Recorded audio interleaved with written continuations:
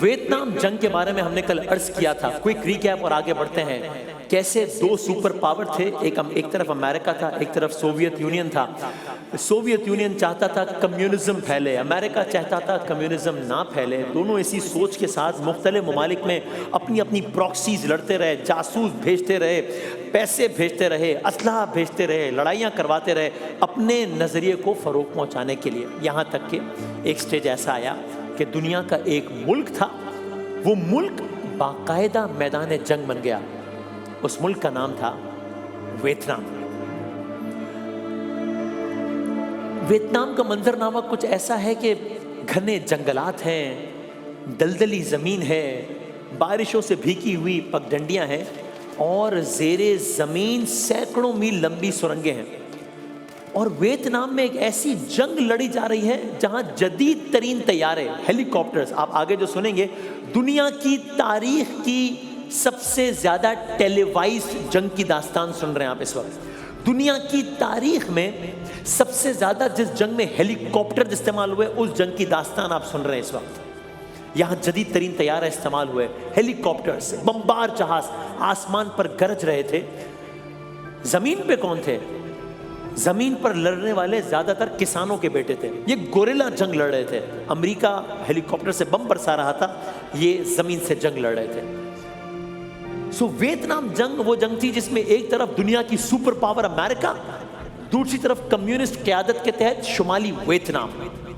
اور یہ کشمکش 1955 میں شروع ہوئی. 10 سال بعد اس وقت کے امریکی صدر نے ایک فیصلہ کیا، باقاعدہ امریکہ نے اپنی فوجیں اتار دی. ایک ملک نے دوسرے ملک کو فتح کرنے کے لیے، اپنا نظریہ نافذ کرنے کے لیے فوجیں اتار دیں.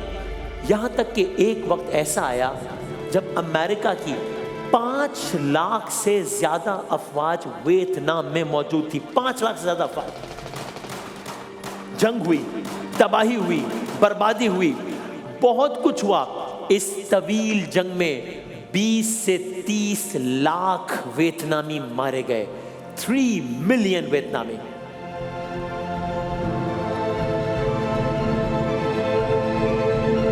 ساٹھ ہزار سے زائد امریکی فوجی اس جنگ میں مارے گئے. یہ وہ منفرد جنگ تھی کہ جس میں جنگلات پر بھی بم برسائے گئے. جنگلات پر ایجنٹ اورنج جیسے کیمیکل بم برسائے گئے، مہلک کیمیائی ہتھیار استعمال کیے گئے جن کے اثرات آج تک وہاں کے لوگوں میں نظر آتے ہیں. یہ جنگ اپنے ایک عجیب انداز ہے کہ جس میں جنگلوں پر بھی کیمیائی ہتھیار برسائے جا رہے ہیں، ہیلی کاپٹر سے بم برسائے جا رہے ہیں. دوسری جنگ عظیم سے زیادہ بم برسائے گئے اس ایک جنگ میں امریکہ کی جانب سے. جنگ جاری رہی، جاری رہی، جاری رہی، فتح نہ ہو پائی. یہاں تک کہ اب خود امریکہ کے اندر سے عوامی سطح پر ریاکشن آنا شروع ہو گیا. قصہ مختصر، 1973 میں امریکہ نے، جس نے بڑے فخر اور غرور کے ساتھ اور یقین کے ساتھ اپنی فوجیں بھیجی تھی ویتنام میں، اس کو اپنی فوجیں واپس بلانا پڑی. اور 1975 میں پورا ویتنام متحد ہو گیا. یوں 20 سال تک جاری رہنے والی ویتنام کی جنگ دنیا کی تاریخ کی ایک ایسی مثال بن گئی جس میں ایک چھوٹا ملک آخرکار ایک سپر پاور کے مقابل میں ڈٹ کے کھڑا رہا. امریکہ اپنے تمام تر وسائل کے باوجود جنگ ہار گیا. لیکن کیا کیجئے، یہ ویتنام جنگ کا خلاصہ ہم نے آپ کی خدمت میں پیش کیا. مسئلہ وہی ہے، یہ جنگ ختم ہوئی، لگا ایسا جیسے دنیا نے ایک بڑی جنگ سے سبق سیکھ لیا ہے.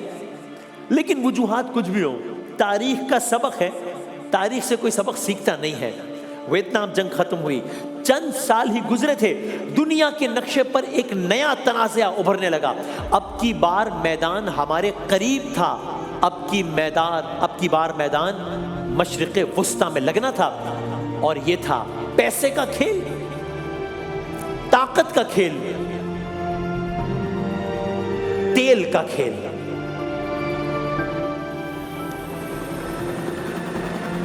سو یہ ہے ریت، تیل اور سلطنتوں کا کھیل، عراق اور کویت کی جنگ.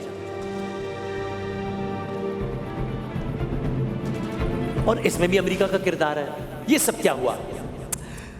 خلیج کی گرم ریت پر سورج تو ایسے چمکتا تھا جیسے زمین کے سینے میں کوئی راز چل رہا ہو. یہ وہ خطہ تھا جہاں ریت کے نیچے سیاہ سونا چھپا تھا، یعنی کہ تیل۔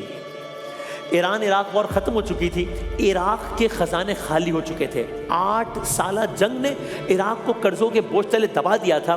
اب جیسے عراق کو یقین ہو گیا تھا کہ اس کی مشکلات کی جڑ خلیج کا ایک چھوٹا مگر بہت انتہائی امیر ملک کویت ہے۔ اب کسی کو نہیں معلوم تھا کہ کویت کا منظرنامہ کچھ ایسا ہونے والا ہے۔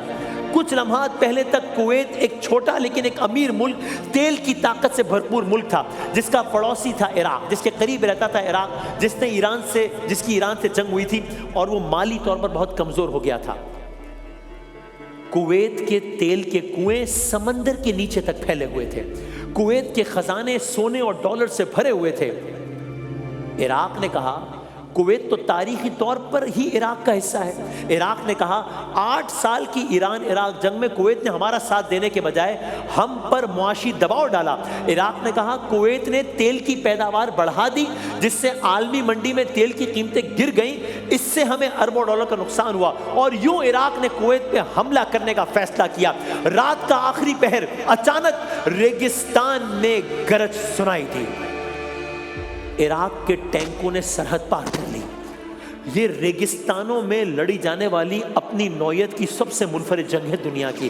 جب ریگستان میں ٹینک چل رہے تھے،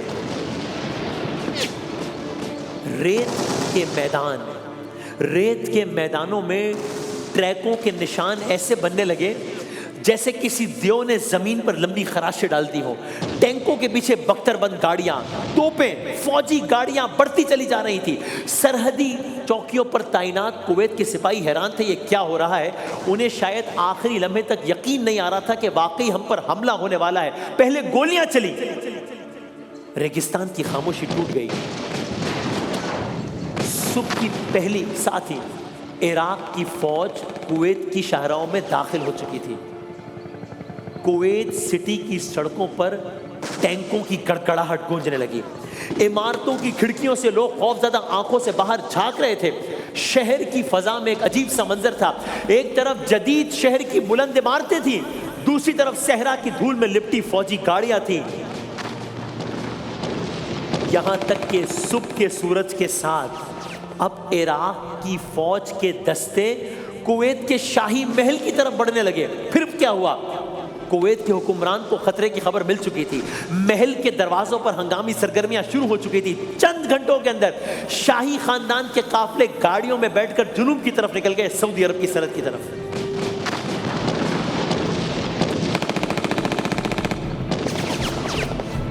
عراق کی فوج محل میں پہنچی۔ محل خالی ہو چکا تھا، شہر خاموش ہو چکا تھا، شہر پر خاموش قبضہ ہو چکا تھا۔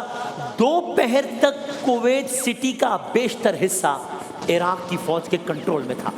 ٹینک اہم چوکوں پر کھڑے تھے۔